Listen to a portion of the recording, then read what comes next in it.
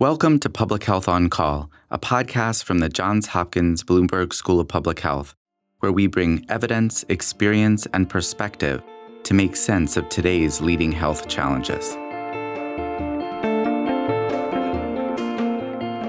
If you have questions or ideas for us, please send an email to publichealthquestion@jhu.edu. That's publichealthquestion@jhu.edu for future podcast episodes. Hey listeners, it's Lindsay Smith Rogers. Amidst the thousands of personnel in the HHS cuts last week were a significant number of CDC employees who were dismissed, resigned, or asked to leave. Dr. David Fleming served as Deputy Director for Science and Public Health at the Centers for Disease Control and Prevention from 2000 to 2003 and has had a long career in global and public health strategies. In this episode, he talks with me about the CDC personnel cuts and some of the critical programs that may no longer exist, and deeper concerns about what this means overall for America's health. A reminder that these podcasts are a conversation between the participants and do not represent the position of Johns Hopkins University. Let's listen. Dr. David Fleming, thank you so much for coming on Public Health on Call today. We're going to talk about the recent cuts at the CDC, but to start us off, tell us about your background. Sure. I have worked at CDC a couple of times in my life, first as an EIS officer back in last century, actually. And then I was also the deputy director there during Jeff Copeland's time and the beginning of Julie Gerberini's time. My career there has really been in public health broadly. My mom would tell you I've been unable to hold down a job, but I've had the good fortune to work as the state epidemiologist at the Oregon Health Division, as the director and health officer at Seattle King County Health Department in Seattle, as the director of global health strategies at the Bill and Melinda Gates Foundation, as the chief medical officer and vice president at PATH, which is a global health organization also based in Seattle. And currently, I am the chair of the advisory committee to the director of CDC, and have been for the past 4 years. That's quite an impressive resume, I will say. Your mom should be very proud of you. Yeah. But let's go back. You said you were an EIS officer. Can you explain what that is? Sure. CDC has a program that is almost a fellowship kind of program, where in the past, as you were a physician and got out of medical school and residency, you could actually go work at CDC, work on the front lines. It started way back in the Cold War era when they needed folks who were able to go out to investigate epidemics and outbreaks, and has continued in that way. So I spent 2 years in what was called the Special Pathogens Branch at CDC, which is basically working on outbreaks of unknown diseases, both in the U.S. and around the world. It was an amazing opportunity. And then spent a third year at the Health Department in New Mexico, working as a preventive medicine resident there with CDC, assisting them in their work. And this is kind of a great example of some of the work that the CDC does, right? Really on the front lines of these outbreaks, right?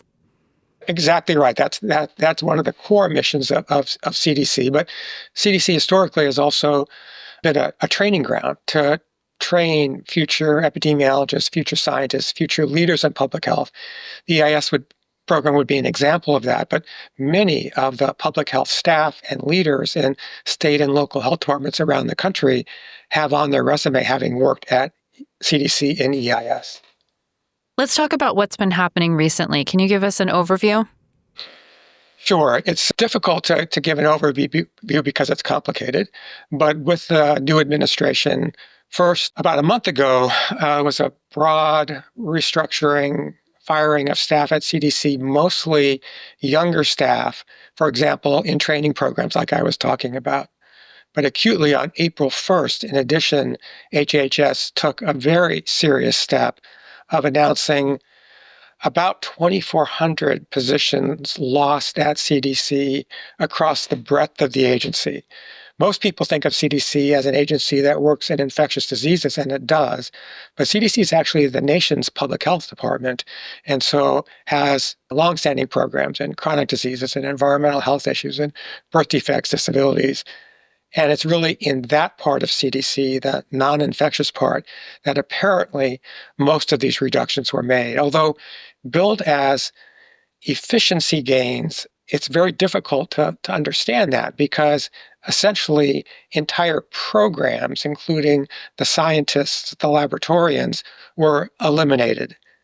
It's frustrating, and I'm difficult to talk about the specifics because this has also been done, unfortunately, with a bit of secrecy. And so there's been no official list published by HHS of the exact positions that have been eliminated. And instead, that's had to be compiled mainly by those individuals who were affected who have spoken up. And so some of what you and I are going to have to deal with today is not knowing with precision all of the information we'd like to know. What do we know about people and programs that have been cut at this point? Like, what is clear? So it does seem like CDC is divided into what are called centers. That's the subdivisions of CDC. It does seem like about 75% of the centers have been profoundly affected by this, with a somewhat, on its face, random dissolution of programs. For example, in the Environmental Health Center, the lead poisoning programs that respond to lead crises around the country seem to have been eliminated. The asthma program has been eliminated. The workers that investigate cruise ship outbreaks have been eliminated. Another part of CDC is called NIOSH. It's the National Institute for Occupational Safety and Health, dealing with worker safety issues. Almost all of that appears to have been eliminated, except for one congressionally mandated piece that deals with the World Trade Center. A huge loss. Tobacco, a leading cause of chronic disease death in this country. The tobacco part of CDC, the Office for Smoking and Health, seems to have been eliminated. The sexually transmitted disease laboratory at CDC that is unique in its ability to identify new sexually transmitted disease pathogens. Those laboratorians have been fired. A fair amount of HIV appears to have been eliminated. The HIV prevention programs, both domestically and globally, as well as apparently much of the work that goes on with HIV surveillance, tracking the HIV epidemic around the country. Oral health programs, a fair amount of birth defects and disability.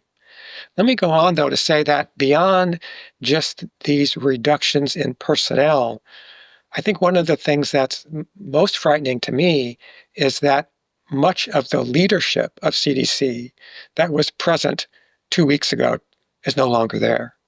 When you start going through the different centers, even though centers have not been eliminated, the center directors have been told they need to resign or be reallocated to the Indian Health Service in Alaska or somewhere. So that applies to the center directors for the HIV, TB, STD, and Viral Center, for the Chronic Disease Prevention Center, for our CDC's Global Health Center. Those are all gone. The NIOSH Center Director has been asked to leave. The Director for the Center for Forecasting and Analytics has been asked to leave. The Birth Defects Center Director has been asked to leave. And that's on top of resignations that occurred in the week before this happened, including the center director that governs all the infrastructure monies that go out to state and local health departments. The principal deputy at CDC resigned. The Injury and Environmental Center directors are still there, but their centers have been devastated by this, and so their ability to lead is much more diminished. In addition to the center directors, the immediate office of the director that essentially provides the leadership for CDC has also had most of its leaders leave, including the leader for the Office of Communications. Communication activities have now been centralized at HHS. The chief operating officer has left.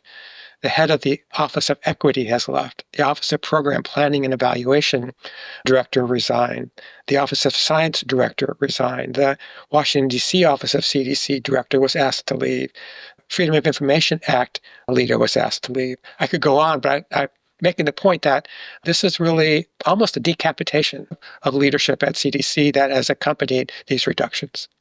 That's a really important point, because I know we see these big numbers of layoffs, which in and of themselves are shocking. But to know that so many of them, layoffs, resignations, people being asked to leave, are in leadership positions is really crippling for an organization of this size. I mean, having worked with them for so long, what can you tell us about the expertise that's now been lost? Well, it's irreplaceable, the expertise that's lost. And I'm not sure I understand the reasoning behind this, but absolutely no warning was given to leadership that this was about to happen. And leaders were asked to leave within 24 hours of being notified. And so there was no opportunity for planning, for continuity of operations, for the agency to say, with these drastic leadership departures, what is it that we need to be doing to make sure that we can continue to do our jobs? That opportunity is gone, as well as the expertise that could have informed how CDC could best manage these reductions. So it's a crisis. It's a crisis in the agency right now. Let's talk a little more broadly. You mentioned before that the CDC's core mission is, infectious disease surveillance. And some of what has been talked about is that the CDC is returning to its mission. That was in some of the communication that went out. Where does that fall in all of this? Yeah, I respectfully would disagree with your notion that CDC's core mission is infectious disease control. That's how CDC was founded back in the 1940s. But the CDC today, the CDC stands for Centers, plural, for Disease Prevention and Control. And much, if not most, of what CDC does that's most important to the American public is not in infectious disease outbreak identification. Instead, it's work across the range of those conditions that are causing the most preventable death and disability in this country. Infectious disease is certainly important. That's how CDC tends to get in the news. But most of what they do is quietly working with state and local health departments and universities around the country, attacking the leading causes of death in chronic diseases, tobacco, obesity, in environmental issues like lead poisoning and asthma and birth defects and disability and injury and violence prevention. That's really the value add that CDC has. I'm not trying to say the infectious disease part isn't important. It is. But equally, if not more important, is the rest of what CDC does. And that's been most affected by these reductions. What are you most concerned about? Well, this is really the worst damage that has been done to public health in this country since I've been working. And I worry most about two things. Number one, unless reinstated, it's irretrievable. And so we are facing a crisis not only today, but indefinitely into the future. And many of the effects are going to take time for their effects are known. It's going to take a while for smoking rates to start going up or for lead poisoning to start affecting kids again. But that is coming, and I'm concerned about that. Second, and equally important in my mind, public health in this country is a joint federal, state, local responsibility. But I don't think that most people realize that over 3/4 of CDC's budget goes out to state and local health departments all around the country, to universities, to community-based organizations. And so this is not just a problem for a federal agency.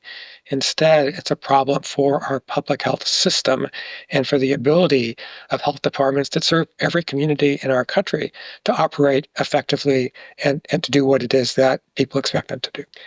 With all that's happening right now, with all the changes that are happening, it's difficult to get attention to any particular issue. I would just, request that those people who are concerned about public health, your listening audience, for example, to speak up on this, to let our leaders know what they think, and in particular, to express concern about really the future of the public health system in this country that's been and is going to be profoundly affected by what we're seeing happening right now. Dr. David Fleming, thank you so much for joining us on Public Health on Call. For having me here. Public Health on Call is a podcast from the Johns Hopkins Bloomberg School of Public Health, produced by Joshua Sharpstein, Lindsay Smith Rogers, Stephanie Desmond, and Grace Fernandez-Cesiri. Audio production by J.B. Arbogast, Michael Bonfils, Spencer Greer, Matthew Martin, and Philip Porter, with support from Chip Hickey. Distribution by Nick Moran. Production coordination by Catherine Ricardo. Social media run by Grace Fernandez-Cesiri. Analytics by Elisa Rosen. If you have questions or ideas for us, please send an email to publichealthquestion@jhu.edu. That's publichealthquestion@jhu.edu for future podcast episodes. Thank you for listening.